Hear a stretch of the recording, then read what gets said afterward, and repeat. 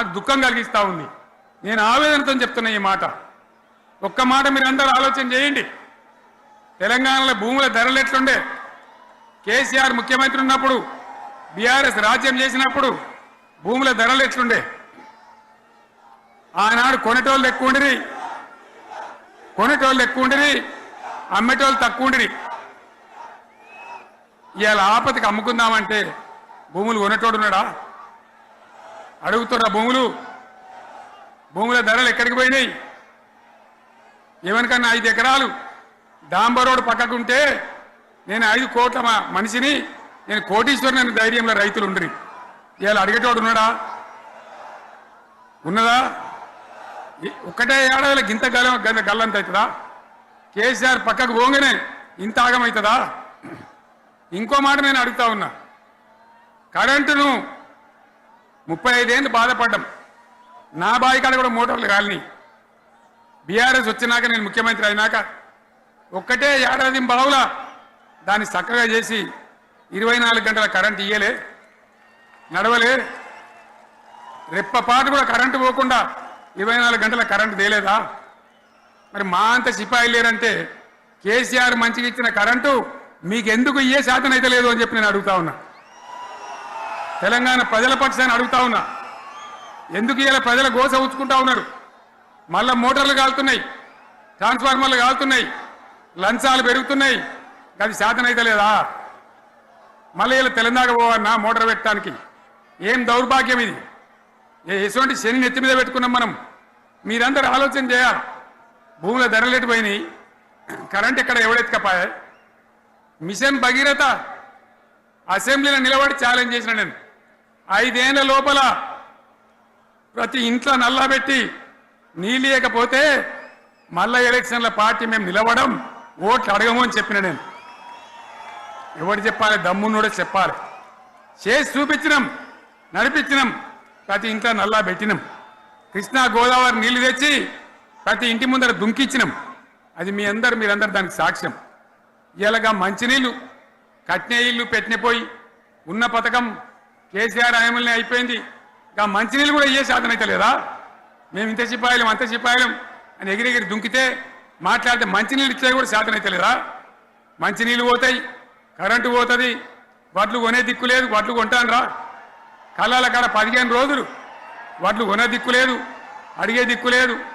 సర్కారు కొనకపోతే దిక్కుమాలని దేవుడా అని ప్రైవేట్ మిల్లర్లకు అమ్ముకుంటున్నాం. మళ్ళీ అక్కడ దళారీలు, అక్కడ దోపిడీ, మళ్ళా రైతాంగం దోపిడీకి గురవుతున్నది. మళ్ళా 2014 కంటే ముందటి పరిస్థితులు వస్తూ ఉన్నాయి. ఆ విధంగా ఎందుకు జరుగుతూ ఉంది? ఇది ఎవరి అసమర్థత? కాంగ్రెస్ ప్రభుత్వం యొక్క అసమర్థత కాదా? ఈ కాంగ్రెస్ కాటేయడం కాదా? నేను ఒక్కటే మాట మిమ్మల్ని కోరుతా ఉన్నా, ప్రజలకు నేను అడుగుతా ఉన్నా. పేదలు గుడిసెలు వేసుకుంటారు, ప్రభుత్వ జాగాలలో పాపం తెలిసి తెలియక కొన్ని వేసుకుంటారు. బీఆర్ఎస్ గవర్నమెంట్లో హైదరాబాద్తో సహా, వరంగల్తో సహా అనేక పట్టణాలలో, అనేక ప్రాంతాలలో రాష్ట్ర వ్యాప్తంగా లక్షలాది మందికి మేము పట్టాలు ఇచ్చినాం. బుల్డోజర్లు పెట్టి, జేసీబీలు పెట్టి మేము చెరువులలో పూడికెళ్ళి తీస్తే వీళ్ళేమో హైడ్రా అని మన బొందా అని పెట్టి పేదల ఇండ్లు కూడా కొడతా ఉన్నారు. ఆనాడు చెరువు పూడికెళ్ళి తీసిన బుల్డోజర్లు ఇలా పేదల ఇండ్లు కూడా కొడతా ఉన్నాయి. ఇవన్నీ మనం చూస్తూ ఉన్నాం. చూసి మౌనంగా ఉందామా, కొట్లాడదామా, ఏం చేద్దాం అనేది మనం ఆలోచించే సమయం వచ్చింది. దేశాన్ని నంబర్ 1 స్థాయిలో నిలబెడితే ఇవాళ 14వ స్థాయికి 15వ స్థాయికి తీసుకొని పోయినారు. నా కళ్ళ ముందన్న గిట్ల జరుగుతుంది, ఇంత మాయల్యమే అవుతుంది, ఇంత మోసం చేస్తారని నేను కూడా అనుకోలే. ఇలా చాలా బాధ కలుగుతూ ఉంది, చాలా దుఃఖం కలుగుతూ ఉంది. ఇంకా ముందరికి పోవాల్సిన తెలంగాణ ఇలా వెనుకకు అయిపోతున్నా ఉన్నది. మళ్ళా ఎవరు దీనికి కారణం? ఈ దుర్మార్గులు కాదా? నిలబెట్టి ఖచ్చితంగా అడగాల్సిన అవసరం ప్రజలకు లేదా? అడగాలి. ఎందుకోసం? టైం ఇవ్వాలని మేము కూడా టైం ఇచ్చినాం. ఏమంటారు? మీకేసినట్టు మాకేసినరా ఓట్లు, మాకు ఏడాదైనా టైం ఇయ్యరా, ఏడాది అర్థమైన టైం ఇయ్యరా, మీకు కన్నేరురా అని అంటారు. కాబట్టి నేను నోరు తెరవలే, బయటికి రాలే. కృష్ణా జలాల మీద గడబడి జరిగితే ఒక్కసారి అక్కడ నాయకులు తీరకపోతే నల్లగొండలో పోయి ఒక గర్జన చేసి వచ్చినా కానీ నేను ఎక్కడ బయటికి రాలే, మాట్లాడలే. కానీ ఏడాది అర్థం అయిపోయింది, ఇంకేం పాడైంది? పువ్వు పుట్టంగానే పరిమళిస్తుంది అన్నట్టు ప్రభుత్వం కథ తెలియదా? ఇంకేమన్నా వీళ్ళకి టైం ఎక్కడిది? వీళ్ళు ఏం చేస్తారు? చివరి 6 నెలలు అయితే ఎలక్షన్ అయినాయి. వీనికి ఉన్న టైమే 2.5 ఏళ్ళు. ఈ 2.5 ఏళ్ళలో వీళ్ళు చేస్తారు, మనం బతికి ముందర పడతామా? అందుకోసం ప్రజానీకం, మేధావులు, తెలంగాణ ప్రజలు దయచేసి అందరూ ఆలోచన చేయాలి. ప్రతి వాళ్ళు కూడా ఆలోచన చేసి దీనికి పరిష్కారం ఏందో కనుక్కోవాలి. అన్ని రంగాలలో ఫెయిల్ అయిపోయింది.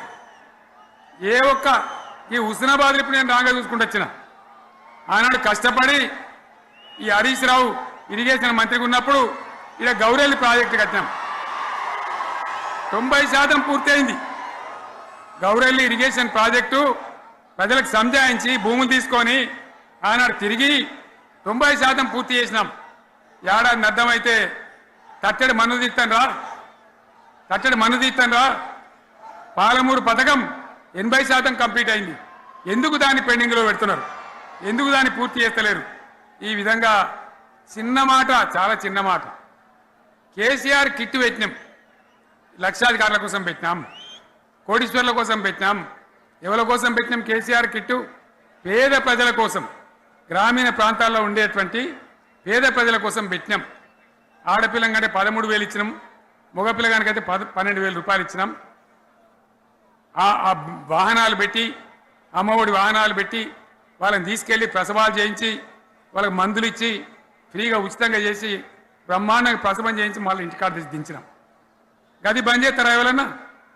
ఎందుకు బంద్ చేయాలి? ముఖ్యమంత్రులుగా పనిచేసే వాళ్ళకు గాంభీర్యం ఉండాలి, ధైర్యం ఉండాలి. రాజశేఖర్ రెడ్డి అనే ముఖ్యమంత్రి ఉండే, నేను చెప్తా ఉన్నా మీ ముందు ఇయ్యాల. ఆయన ఆరోగ్యశ్రీ అని ఒక పథకం తెచ్చిండు.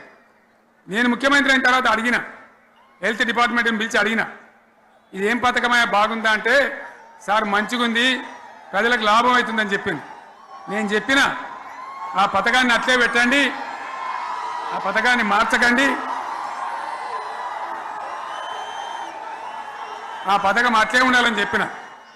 అక్కడ చెప్పడం కాదు, నేను అసెంబ్లీలో చెప్పిన, ఇది మా స్కీమ్ కాదు, కాంగ్రెస్ గవర్నమెంట్ ప్రారంభించింది, దాని పేరు కూడా మేము మారుస్తలేం, కానీ కొనసాగించాలని చెప్పినాం, కొనసాగించినాం. అది మీ అందరికి తెలుసు. ఇలా వీళ్ళు కేసీఆర్ ఆనవాళ్ళు లేకుండా చేస్తాం, కేసీఆర్ ముచ్చట లేకుండా చేస్తారా? ఇవాళ మనం కూడా సభ పెట్టుకుంటే ఎన్ని అడ్డంకులు దానికి. ప్రైవేట్ స్కూళ్ళు బస్సులు ఇస్తే వాళ్ళకు నోటీసులు ఇవ్వడం, అడుగడుగున ఆర్టీఏ అధికారులను పెట్టి, పోలీసులను పెట్టి ట్రాఫిక్లు జామ్ చేయడం. ఇప్పుడు కూడా సభకు రావాల్సిన వాళ్ళు 1,50,000 మంది బయటనే ఆగిపోయింది. ఇటు హనుమకొండ దిక్కు, అటు హుజరాబాద్ దిక్కు, ఇటు సిద్దిపేట దిక్కు 3 రోడ్ల మీద కూడా జాములున్నాయి. నేను అడిగిన నాయకులు ఏందే అంటే, ఇబ్బంది అవుతుంది సార్, రానిత్తలేరు, మధ్యలో ఇబ్బందులు కలిగిస్తున్నారు, కొన్ని లారీలు తెచ్చి అడ్డం పెట్టాను పనికిమాలని అని చెప్పి జామ్ అయిపోయి అక్కడనే ఆగిపోయింది. నేను అన్న ఇంకో అర్ధగంట ఆగి మాట్లాడదామంటే మా వాళ్ళంతా ఉండి, లేదు మనోళ్ళు దూరం పోవాలి, ఇక రానోళ్ళు ఎట్లా అందరూ మనం మాట్లాడి సభ ముగించాలని చెప్తే నేను వేదిక మీదకి వచ్చిన. ఇన్ని అడ్డంకులు, ఇంత కడుపు ఆపుతారా? బీఆర్ఎస్ సభలను ఆపుతారా? ఈ ప్రపంచనాన్ని ఎవడాపుతాడు? ఆగబడితే ఆగుతుందా? నేను ఒక్క మాట పోలీసు మిత్రులకు మనవి చేస్తా ఉన్నా. ప్రజాస్వామ్యంలో ప్రజలకు అడిగే హక్కు ఉంటుంది, తప్పకుండా అడుగుతారు ప్రజలు. ఈ అడిగే హక్కును సోషల్ మీడియాలో బీఆర్ఎస్కు సోషల్ మీడియా వారియర్స్ ఉన్నారు, వాళ్ళు బ్రహ్మాండంగా పనిచేస్తున్నారు, ఖచ్చితంగా అడుగుతున్నారు ప్రజల తరఫున.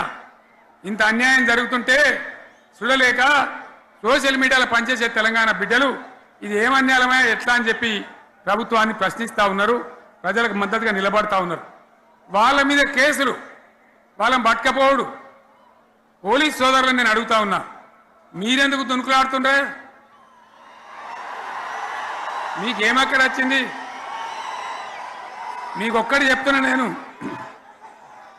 గ్యారంటీగా పోలీసు మిత్రులారా, ఇవాళ పోయి రాత్రి మీ డైరీలలో రాసుకోండి,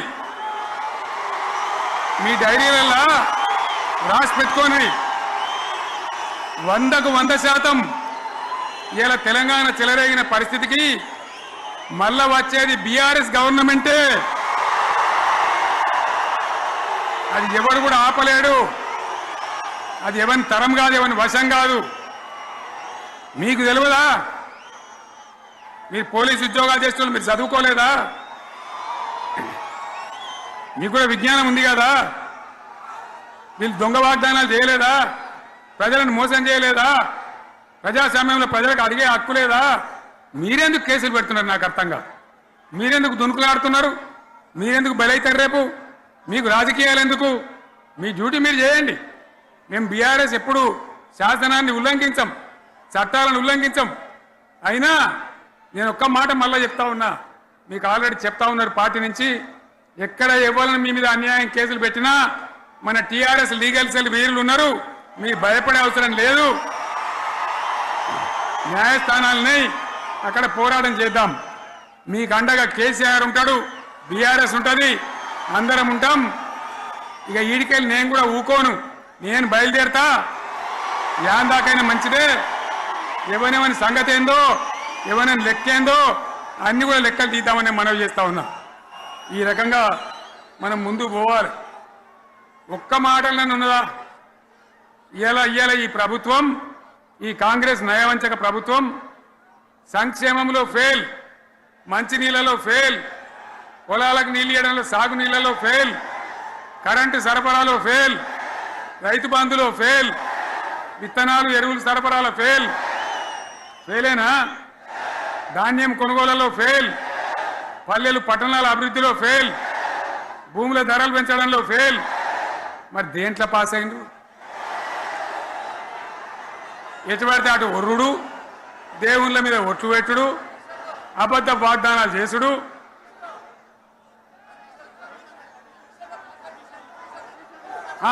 కమిషన్ అట 20-30% కమిషన్లు తీసుకున్నాడు, సంచులు నింపుడు, సంచులు మోసుడు. అంతేనా? కరెక్టేనా ఈ మాట? అన్నా కరెక్టేనా? నేను చెప్పి అన్ని ఫెయిల్ అయిందా ఈ ప్రభుత్వం? నిజమైతే ఒకసారి చేతులు లేవటరు దయచేసి. స్టేజ్ మీద లేవటరా? ఫెయిల్ అయినా? హాయ్ అండి, నేను మీ కార్తికేయ. టీఎఫ్సీసీ లైవ్ ఛానల్ని లైక్ చేయండి, షేర్ చేయండి, సబ్స్క్రైబ్ చేసుకోండి. This is Nikhil. టీఎఫ్సీసీ ఛానల్ని ఎంకరేజ్ చేయండి, లైక్ చేయండి, subscribe. Hello, this is heroine Alekhya Angel.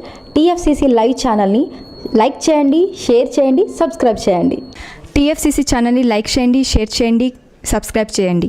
నేను మీ హీరోయిన్ మౌర్యాని. Thank you. అందరికీ నమస్కారం, నేను మీ Geetha Madhuri. TFCC live like చేయండి, షేర్ చేయండి, సబ్స్క్రైబ్ చేయండి. హాయ్ అందరికీ నమస్కారం, నేను మీ Madhupriya. Please like, share, subscribe to TFCC live. Please subscribe TFCC channel. Like చేయండి, షేర్ చేయండి. టీఎఫ్సీసీ ఛానల్ని లైక్ చేయండి, షేర్ చేయండి, సబ్స్క్రైబ్ చేయండి. Hi, please subscribe TFCC. Hello, this is your all supplicants. Please do subscribe TFCC live channel. Thank you so much. Please do subscribe to TFCC live channel and like, share and subscribe చేయండి. హాయ్, నేను మీ Vijay Shankar. TFCC channel do subscribe, like చేయండి, share చేయండి. Thank you. నమస్తే, నేను మీ Karthika. TFCC ఛానల్ని షేర్ చేయండి, లైక్ చేయండి, సబ్స్క్రైబ్ చేయండి. అందరికీ నమస్కారం, I'm your favourite actress Ankita Maharana. Like చేయండి, షేర్ చేయండి, సబ్స్క్రైబ్ చేయండి. TFCC live. Love you all.